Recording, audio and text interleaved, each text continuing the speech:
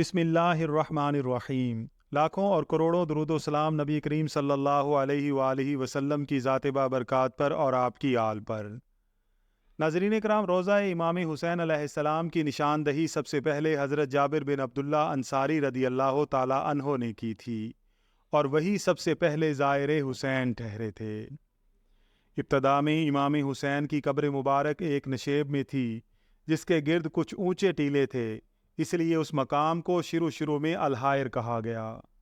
65 ہجری میں امیر ابو اسحاق مختار ابن ابی عبید السقفی نے بنو امیہ کے خلاف جنگ کی، اور اسی زمانے میں مزار امام پر ایک چھوٹی سی عمارت بنوائی جس کا ایک دروازہ مشرق کی طرف کھلتا تھا، دوسرا مغرب کی جانب۔ ایک مسجد بھی تعمیر ہوئی۔ اس سے پہلے وہاں بیری کا ایک درخت تھا جسے باقی رکھا گیا۔ اس عمارت اور درخت کو ہارون الرشید نے ختم کر دیا۔ مامون نے اپنے دور میں دوبارہ یہ عمارت بنوائی، لیکن متوکل نے اسے گرا دیا۔ پھر منتصر باللہ نے نئے سرے سے روضہ بنوایا اور راستے میں نشان راہ نصب کیے۔ اس کے بعد ہر دور میں شاہوں اور نیاز مندوں نے روضے کی تعمیر و توسیع، آرائش و زیبائش اور زائرین کی خدمت و سہولت میں دلچسپی لی۔ 726 ہجری بمطابق 1326 عیسوی میں مشہور سیاح ابن بطوطہ یہاں زیارت کے لیے حاضر ہوا۔ اس کا بیان ہے کہ یہ چھوٹا سا شہر کھجوروں کے باغوں سے گھرا ہوا ہے۔ فرات کا پانی زمین سیراب کرتا ہے۔ وسط شہر میں روضہ ہے، اس میں ایک بہت بڑا مدرسہ اور اہل عرفان کی نشست گاہ ہے جہاں مہمانوں کو کھانا کھلایا جاتا ہے۔ روضے کے دروازے پر حاجب و دربان ہیں جن کی اجازت کے بغیر اندر جانا ممکن نہیں۔ آستانہ مقدس کا دروازہ چاندی کا ہے۔ زری مبارک پر سونے اور چاندی کی قندیلیں آویزاں ہیں اور دروازوں پر ریشم کے پردے ہیں۔ 18 ذی الحجہ 1216 ہجری بمطابق 1802 عیسوی میں نجدیوں نے کربلا پر حملہ کیا۔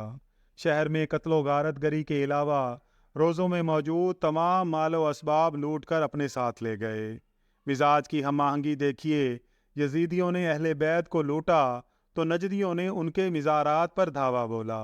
دونوں طبقے اہل حرمت کی بے حرمتی سے تسکین پاتے ہیں۔ اس نقصان عظیم کی تلافی فتح علی شاہ قاجار نے کی۔ امام حسین علیہ السلام اور حضرت عباس علیہ السلام کے روضوں کے گنبدوں پر سونا چڑھوایا، میناروں کی طلع کاری ہوئی، حرم میں توسیع ہوئی، اوقاف قائم ہوئے۔ اس کے بعد سے اب تک یہ مقدس مزارات مسلسل دیکھ بھال کی وجہ سے محفوظ ہیں، اور عقیدت و محبت کی فراوانی نے انہیں فن تعمیر و تزئین کا اعلیٰ نمونہ بنا دیا ہے۔ ناظرین کرام، مدینہ طیبہ کا قیام اور جوار نبوی ہر مومن کی تمنا رہی ہے، لیکن پہلے حضرت علی نے اور پھر حضرت امام حسین نے مدینہ طیبہ سے سکونت ترک کی۔ اس میں تکوینی مصلحت سمجھ آتی ہے کہ یہ حضرات خلافت کی علامت ہیں، تو اللہ تعالیٰ نے انہیں مدینہ طیبہ سے ایسے خطے میں منتقل کیا جہاں اسے معلوم تھا کہ احترام باقی رہے گا۔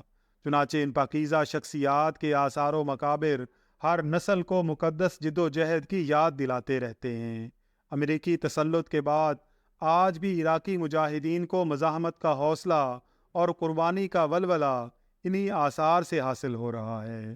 مدینہ طیبہ میں رہتے تو آج جنت البقیع میں دوسرے صحابہ کرام کے ساتھ ان کے آثار بھی مٹا دیے جاتے اور رفتہ رفتہ جذبہ حریت کے یہ سرچشمے بند ہو جاتے۔ حضرت سید غوث علی شاہ قلندر پانی پتی رحمۃ اللہ علیہ ایک نامور بزرگ گزرے ہیں۔ آپ نے کسب فیض کے لیے خوب سیاحت بھی کی۔